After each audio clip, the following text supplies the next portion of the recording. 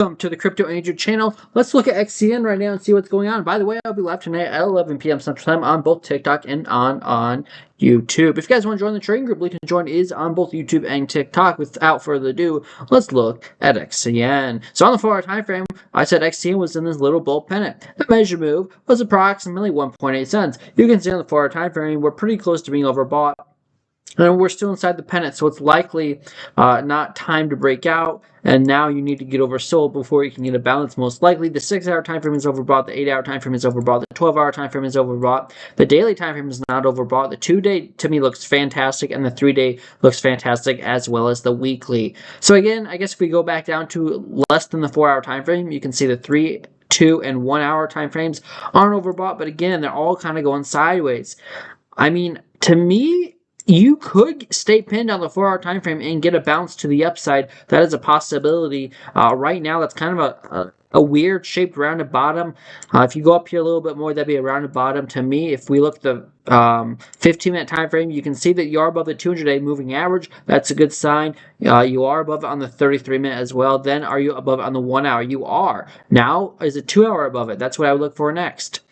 It's likely at this point, because of 1-hour and below, it's above the 200-day moving average. Usually, if that happens, you get enough time frames above that key moving average. Then you just slowly go up to the higher time frames to get above the 200. If the 2-hour gets above this level here at 14.52, then I look for the 3-hour to do the same thing. I'm going to call for a pump tonight into tomorrow morning, even though the 4-hour time frame is overbought. I think it's likely actually the XCN does get a small move to the upside. Your target is 18.54, 1.854 cents. We'll see what happens. That's the most likely scenario.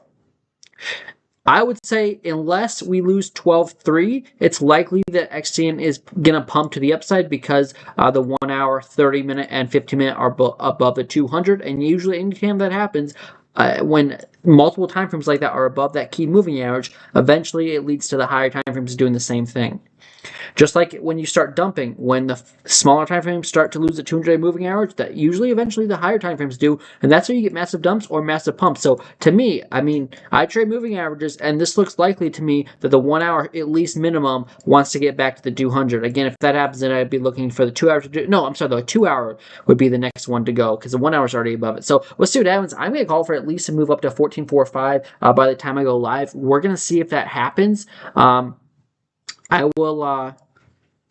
I'll leave that triangle there, and I think that's going to happen before I go live. So in 8 hours, is that going to happen? Maybe, but that is that's my call. That's my bold call for tonight's live stream. We'll see what happens.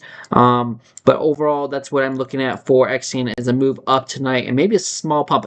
For it to go from 13.44 to 14.30 is really nothing crazy. 14.40, I should say. That's where my line is. So that's a 1 or 2% move, I think, or maybe 3%. I think we can get a 3 to 5% move in the next 8 hours before I go live. We'll see what happens. If you guys enjoyed this, make sure you hit the like and subscribe. Please hit the bell notifications so you get notified every time I post a video or go live. I'll see you guys in the next one. Cheers. And again, I'll see you guys tonight, actually.